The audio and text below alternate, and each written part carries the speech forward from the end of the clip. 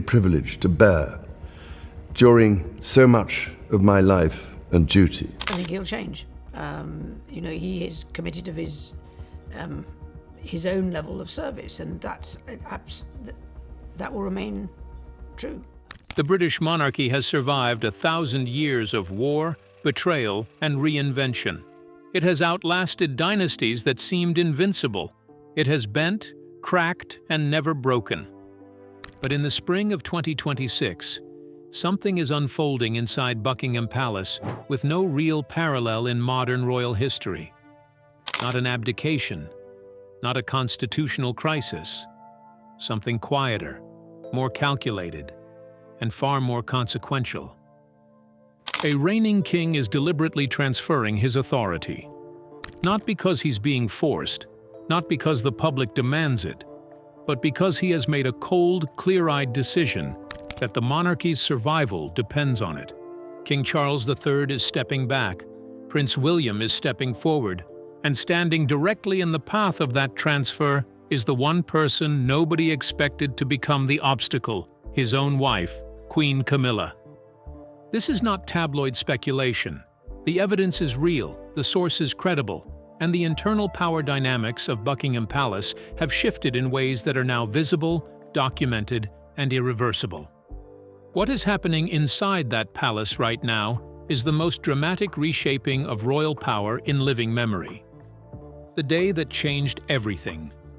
To understand how we got here, you need to understand what happened on February 19, 2026. Mark that date.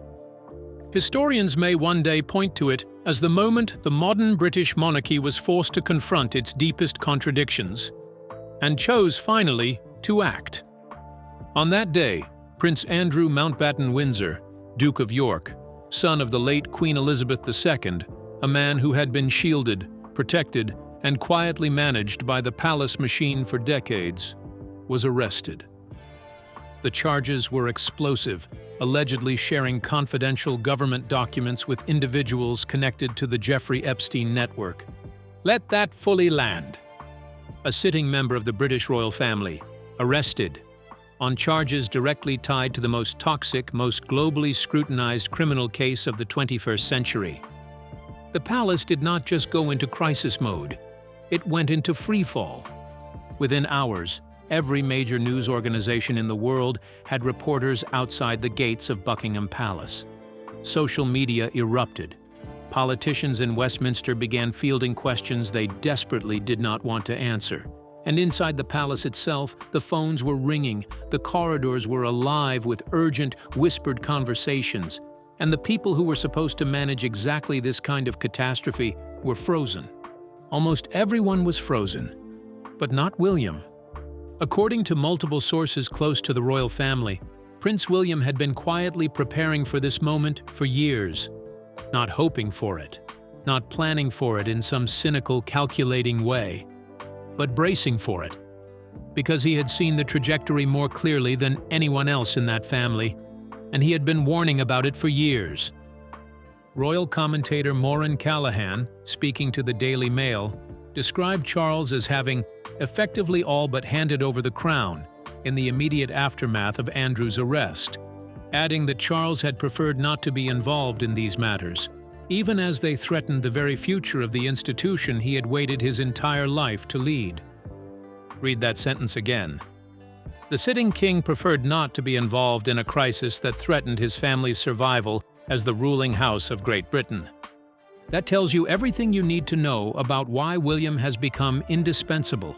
But William's rise to real authority did not begin on February 19, 2026. It began years earlier, in the wreckage of a different scandal, one that most people thought had been quietly managed and put to bed. Cast your mind back to November 2019. Prince Andrew sat down with Emily Maitlis of the BBC for what was supposed to be a controlled, managed interview, an opportunity to address the growing questions about his friendship with Jeffrey Epstein and put them to rest. What followed was one of the most catastrophically misjudged pieces of crisis communication in royal history. Andrew's explanations were unconvincing.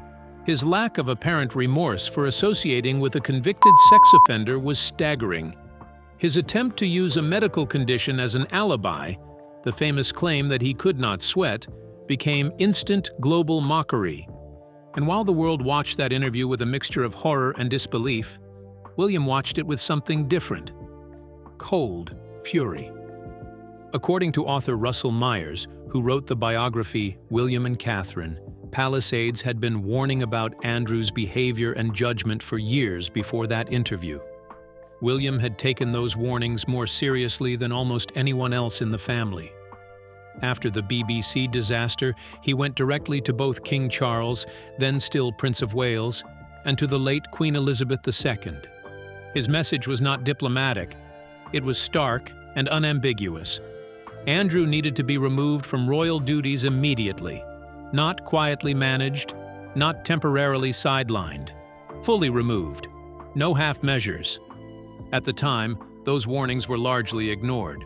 Queen Elizabeth, fiercely protective of her youngest surviving son, resisted decisive action.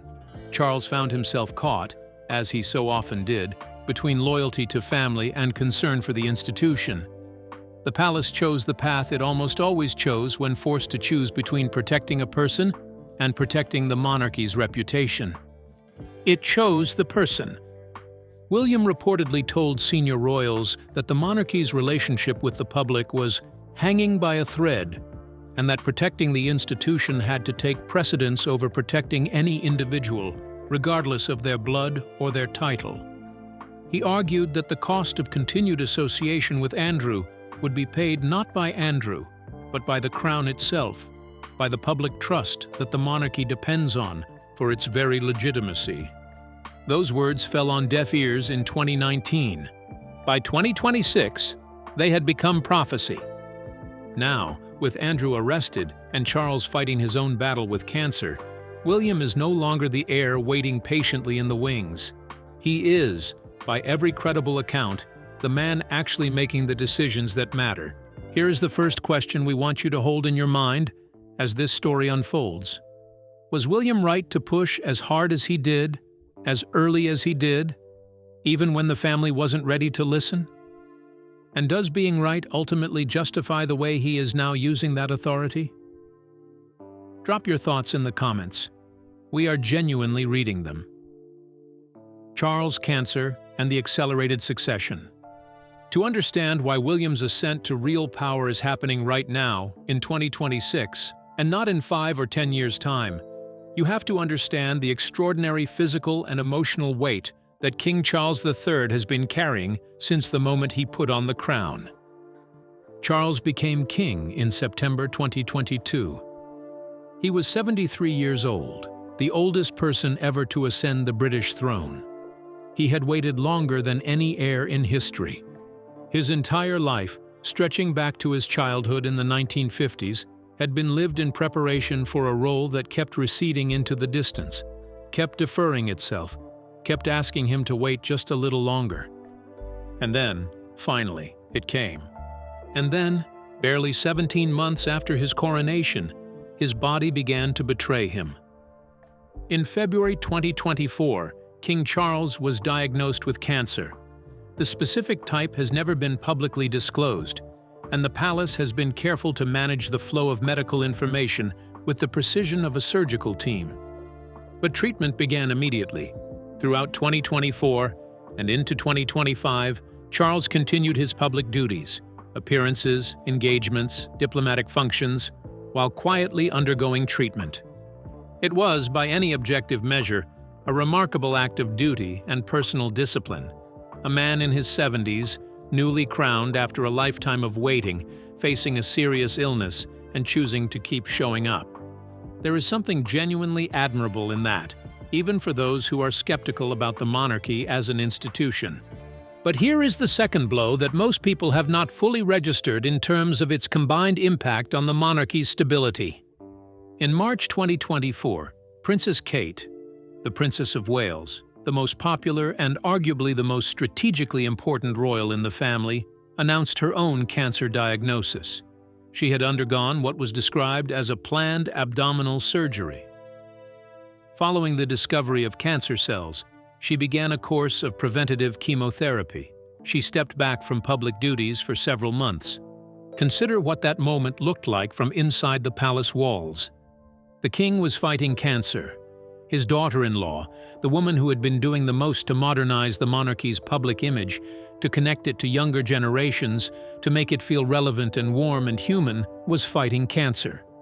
The two people most critical to the institution's future were both in treatment simultaneously. That is a level of concentrated fragility and vulnerability at the very apex of the monarchy that is almost without precedent in modern times. According to reporting from Closer Weekly, Charles was already seriously considering a significant transfer of responsibilities to William by 2025 or 2026. A source familiar with those internal discussions noted that while Charles is stubborn in the way that men who have waited decades for something tend to be stubborn, those around him had increasingly arrived at the same conclusion: that William and Kate would be assuming effective control of the throne within that time frame, whether anyone officially announced it or not. Palace officials publicly denied the rumors of a rapid transition. They always do, but the actions told a different story. And in the monarchy, as in most institutions of power, actions speak considerably louder than official denials.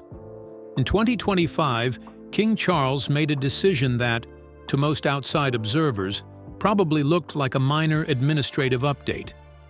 He granted William and Kate the authority to issue royal warrants, the ability to publicly endorse brands and products on behalf of the crown.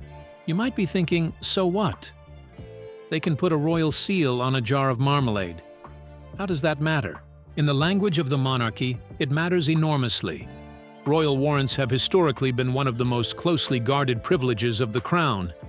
Monarchs have controlled them jealously for centuries. They are not just commercial endorsements. They are symbolic statements about where royal authority is vested and who speaks for the crown. The fact that Charles extended that privilege to William and Kate was not an administrative convenience. It was a deliberate, meaningful signal that the center of gravity was shifting. And William was not simply receiving transferred authority. He was actively building the case for himself as the decision-maker the monarchy needed. One royal source told News International that Charles was guiding William to make wise choices during this crisis because the future of the monarchy now rests on the Wales family. But let us be candid about the reality that phrase gently obscures. If the future of the monarchy rests on the Wales family, then the present of the monarchy is already being shaped by them. The guidance runs both ways, and increasingly, the direction of flow has shifted. Charles is 77 years old. He is in active cancer treatment. His reign may be shorter than anyone with access to official channels is publicly prepared to acknowledge. The succession plan is not a theoretical arrangement being sketched out for a future decade. It is happening in real time, inside that palace, with consequences that are already visible to anyone paying close attention. And that urgency, that accelerating timeline, that sense that the transition cannot wait, is precisely what makes the resistance from Queen Camilla so significant and so destabilizing. William's vision, a monarchy built like a corporation. Before we get to the conflict with Camilla, and we will get there because it is extraordinary, it is worth spending a moment understanding what William is actually trying to build. Because this is not just crisis management. This is not just a son stepping in to help his ailing father navigate a scandal. This is a fundamental reimagining of what the British monarchy is, what it stands for, and how it should operate. William wants to run the monarchy like a modern organization. Not a ceremonial relic coasting on history and pageantry. Not a family business managed by tradition and instinct and the accumulated habits of centuries.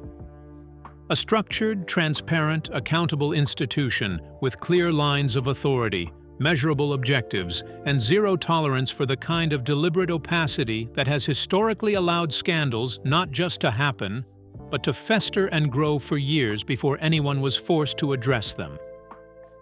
His model, and this is telling, is not drawn from the history of the monarchy. It is drawn from the world of modern governance and organizational management.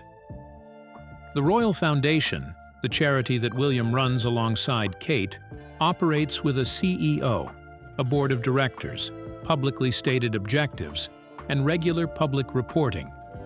It functions with the kind of institutional clarity that most royal bodies have historically avoided, as if it were somehow dangerous. William intends to apply that same framework to the monarchy itself. In a candid conversation with Canadian actor and filmmaker Eugene Levy in October 2025, William acknowledged that change is on my agenda, while also recognizing the inherent, almost paradoxical tension embedded in that ambition. How do you reform an institution that exists specifically to represent continuity? How do you modernize something whose entire legitimacy rests partly on not being modern? One former royal aide described the challenge memorably. The monarchy, they said, is like a jar of Marmite. The label has looked the same for decades, but what is inside has changed many times over. William understands that. He knows that the changes he wants to make need to be subtle enough not to alarm the traditionalists and the constitutionalists, while still being substantive enough to actually matter.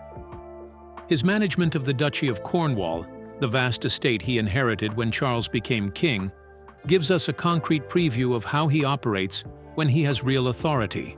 People who work with him consistently describe a leader who challenges old assumptions, who asks uncomfortable questions about why things are done the way they are done, and who demands genuine accountability. One insider described his core operating principle plainly. Accountability is at the heart of everything the prince and princess do. They want the monarchy to be known for doing well and for genuinely benefiting others. That is a meaningful contrast with the institutional culture that enabled the Andrew situation to develop over decades, a culture that prioritized protecting individuals over protecting integrity. A culture where the right people knew the right things, but the system had no mechanism, and perhaps no genuine desire, to act on what it knew. A modernized monarchy in William's vision has no room for that culture, and that vision is precisely what puts him in direct, fundamental conflict with Camilla. Here is the second question we want to ask you, and it is a genuinely difficult one. Is a monarchy that operates like a modern corporation actually still a monarchy? Or does making the institution this rational, this accountable, this merit-based strip away something essential about what royal institutions are supposed to represent? Seriously, drop your answer in the comments. This is the kind of question that gets to the heart of what the monarchy is actually for. The Camilla problem: loyalty versus the crown. Now we arrive at the most personally complicated, most genuinely human, and in some ways most morally ambiguous dimension of this entire story. Queen Camilla has become, in the spring of 2026, the unexpected obstacle nobody saw coming. And the flashpoint is a friendship, a 50-year friendship, that reaches all the way back to before either of the women involved had any connection to the royal family: her relationship with Sarah Ferguson. Sarah Ferguson, the ex-wife of Prince Andrew, the Duchess of York, a woman whose name now appears in the Epstein files released by the United States Department of Justice. To be precise and fair, there is no evidence of criminal wrongdoing on Sarah Ferguson's part. That needs to be stated clearly, but the released documents reveal that she had direct contact with Epstein and that at points of personal financial difficulty, she appeared to solicit financial help from him. In one particularly striking message from October 2009, she wrote to Epstein urgently asking for money when her businesses were struggling. That is the association. That is the connection. And in William's view, that is the problem. His position is not ambiguous, and he has not tried to make it ambiguous. The only safe strategy for the monarchy right now, in the middle of the most explosive, most damaging royal scandal in a generation, is a complete, clean public break from anyone connected to Andrew and to the Epstein case. No exceptions, no gradations, no allowances for personal history or long friendship. A clean break, visible to the public, demonstrating that the palace understands the seriousness of what has happened. Camilla sees it entirely differently. She and Sarah Ferguson have been close friends since the 1970s. That friendship predates the royal family by decades. It predates the scandals. It predates the Epstein connection by a generation. Camilla values loyalty, deep, long-standing personal loyalty, as a core part of who she is. And she believes that ending a 50-year friendship because of what she regards as guilt by association is not just unfair. She believes it is wrong. Now, pause here for a moment, because before we continue, we want to ask you this question directly, and we want you to answer it honestly in the comments. Who do you think is right? Should personal loyalty to a lifelong friend outweigh the institutional needs of the monarchy during its worst scandal in decades? Or is William being too ruthless, too coldly corporate, too willing to sacrifice genuine human relationships for the sake of optics and public perception? Because this is not a simple question with an obvious answer. There are people of intelligence and goodwill on both sides of this argument. And the tension between them became visible in a way that was publicly painful in the final months of 2025 and into early 2026. In October 2025, Camilla played a role in the decision to formally strip Andrew of his titles. According to reports, she acted because Andrew's continued association with the institution was actively undermining efforts to support victims of sexual abuse, causes that Camilla has championed publicly and consistently throughout her time as Queen Consort. This was not nothing. She was not simply defending him for the sake of family solidarity, but it was action on her own terms, at her own pace, within the limits of what she was personally comfortable with. It was not the immediate, sweeping, publicly demonstrative break that William was demanding. Then, in February 2026, Camilla tried to demonstrate her commitment to abuse survivors more directly. She met with French rape survivor Gisèle Pelicot, a publicly visible act of solidarity with victims of the kind of abuse that the Epstein network had enabled and protected. The response on social media was immediate, and it was brutal. Critics argued, loudly and with genuine force, that you cannot credibly position yourself as a champion of abuse survivors while simultaneously maintaining a warm, visible friendship with someone connected to the financial network that surrounded the man at the center of the most prominent sexual abuse case of the century. The attack landed, and it made William's point for him more effectively than anything he could have said himself. He has reportedly told Camilla directly and plainly, there are no exceptions, no family loyalty, no personal history, no decades-long friendships. Anyone connected to this scandal must be publicly and visibly distanced from the crown.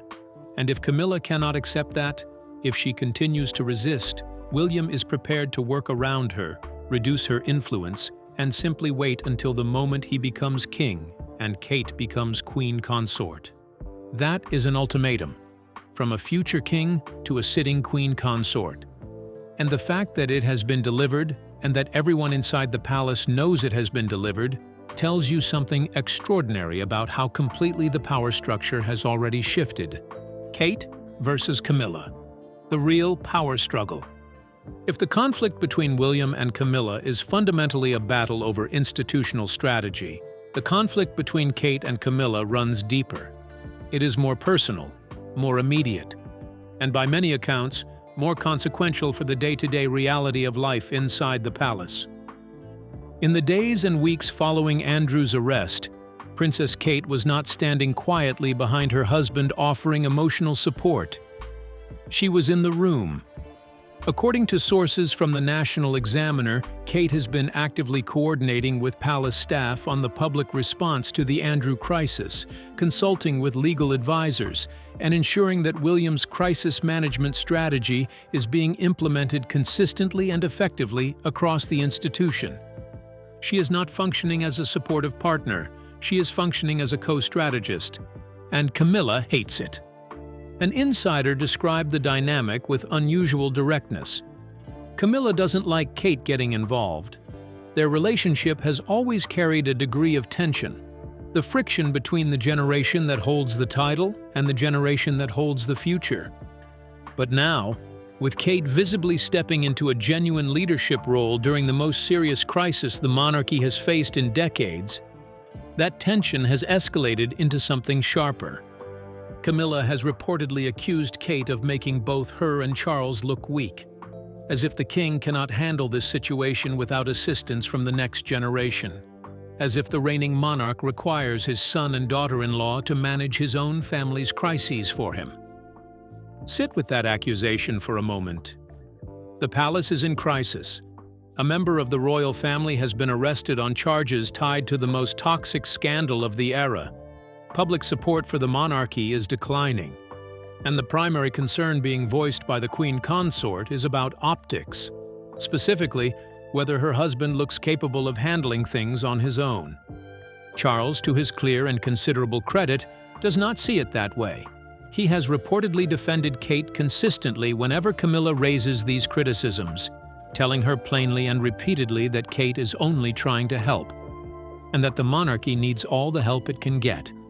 But Camilla's resentment remains visible, and it has begun to shape how the palace looks from the outside. When the Andrew story broke publicly, the image the palace projected to the world was William and Kate, standing together at public events, projecting calm and stability, demonstrating that there was a credible, composed leadership capable of steering the institution through the storm. It was Kate who was in the room during key palace meetings. It was Kate who helped coordinate the official public statements. It was William and Kate who appeared before the cameras looking like a monarchy that was still functional, still serious, still worth trusting. Camilla was largely absent from that display, and that absence is not a small thing. In the monarchy, visibility at moments of crisis is a form of authority. Showing up, being seen to show up, being seen to be engaged and present and calm, is a statement. Absence is also a statement. The dynamic that is crystallizing inside the palace in 2026 is becoming clearer by the week. The future is William and Kate, and the present, Charles and Camilla, is experiencing, sometimes painfully, what it feels like to be the generation that is passing the torch rather than carrying it. Here is a question we want to put to you directly. Is there something Camilla could do right now? Some action, some public gesture, some demonstrable break from her past associations that would allow her to stay relevant and credible in William's new monarchy? Or is it already too late for her to find a meaningful role in the institution he is building? The ultimatum. William's final authority. In late February 2026, the slow-burning conflict between William and Camilla reached a breaking point that insiders are describing with a word that does not often appear in discussions of royal family dynamics: an ultimatum. The message that William delivered to Camilla was direct, unambiguous, and, by the standards of how these things are usually handled inside palace walls, startlingly blunt. Either she publicly distances herself from Sarah Ferguson, demonstrating visible, credible separation from anyone connected to the Andrew and Epstein scandal, or she accepts that she is actively damaging the monarchy's reputation at the most critical moment it has faced in decades. This was not phrased as a request. It was not wrapped in the careful diplomatic language that royal communications usually employ to make demands feel like suggestions. It was a demand. And the fact that William felt not just able, but genuinely empowered to issue it, tells you something crucial about how comprehensively the power structure inside Buckingham Palace has been rearranged. Heirs to the throne do not typically issue ultimatums to sitting queen consorts. That is simply not how the hierarchy has worked historically. The queen consort outranks the heir apparent in terms of formal protocol. To publicly override her, to demand she change her personal behavior on pain of institutional marginalization, represents a genuinely extraordinary breach of the traditional order. But according to royal insiders, King Charles has granted William something that makes that ultimatum possible: final authority over all decisions related to the Andrew scandal and the monarchy's public reputation. He has not merely asked William to help manage the crisis. He has explicitly deputized his son to act as the primary decision-maker, not an advisor, not a participant in discussions, but the person whose judgment governs the institution's response. Charles supports William's strategy, completely and without apparent reservation. Camilla does not. And that division, the reigning king aligned with his heir against his own queen consort, on the most significant crisis of his reign, is as extraordinary a development as anything this family has produced in living memory. Royal insiders have confirmed that there is now a clear, explicit internal understanding inside the palace that rebuilding public trust after the damage caused by Andrew is William's responsibility, William's mission, and William's to lead. Those who are aligned with that mission will have influence. Those who are not, regardless of their title, regardless of their formal position, regardless of their personal relationship with the king, are being sidelined. The question that now hangs over the palace like a held breath is simple. Will Camilla fall in line? Will she conclude that the cost of continued resistance, accelerating her own marginalization, deepening a rift with both her husband and his heir, potentially forcing Charles into an impossible public choice between his wife and his son, is simply too high? Or will she hold her position? And if she does, what does William do next? We want to know what you think. Comment below. Is William right to push this hard, this fast, with this much force? Is there a point at which his zero-tolerance, corporate approach to loyalty and scandal could itself become a liability, making the monarchy feel cold and transactional rather than genuinely human and trustworthy? The blueprint. What William's reign will look like. The power struggle inside Buckingham Palace is not happening in isolation. It is not just a family drama, however compelling that drama may be. It is the visible, turbulent surface of a much deeper transformation, one that will define the British monarchy for the next generation and possibly beyond. When William becomes king, and all the evidence now suggests that transition may arrive significantly sooner than official palace communications have been prepared to acknowledge, the institution will look genuinely, structurally different from anything it has been before. He has been explicit with those closest to him about the principles that will govern his reign. The first is a smaller monarchy, fewer working royals, tighter control over who is permitted to represent the crown in public. The era of an extended royal family with dozens of members drawing on public resources, and the prestige of the royal name while creating liability after liability. That era, in William's monarchy, is over. The family will shrink. The institution will become leaner, more focused, and more accountable for what it produces with the trust and resources the public extends to it. The second is zero tolerance for scandal. William has reportedly told his closest associates that anyone who brings scandal to the monarchy, regardless of their blood relationship to the crown, regardless of historical ties, regardless of personal sentiment, will be removed. Immediately. Andrew was not treated as a special case requiring special consideration. Andrew was treated as a test case, the first genuine application of the new standard, and the results of that test will inform every decision that follows. The third is a more transparent, merit-based institution. The courtiers who have historically operated in the shadows, making significant decisions behind closed doors, prioritizing the preservation of tradition over the demands of accountability, will find their influence dramatically reduced in a King William's court. Decisions will be made through clearer processes, with clearer ownership, and with clearer public accountability for outcomes. This is a man who manages the Duchy of Cornwall the way a serious CEO manages a complex organization. He asks why things are done the way they are. He demands evidence that approaches work. He holds people accountable not just for their intentions, but for their results. And Kate will be absolutely central to that project. Already functioning as a genuine strategic partner in everything from charity work to crisis management to palace communications, she will, when she becomes queen consort, occupy a role that is more active, more publicly influential, and more directly engaged in the direction of the institution than anything her predecessors have been willing, or perhaps able, to deliver. The monarchy is changing, not just at the edges, not just in the language it uses, or the causes it champions, or the social media platforms it engages with. It is changing at the structural level, at the level of how authority flows, who holds it, and what they are expected to do with it. What comes next? The stakes are not abstract.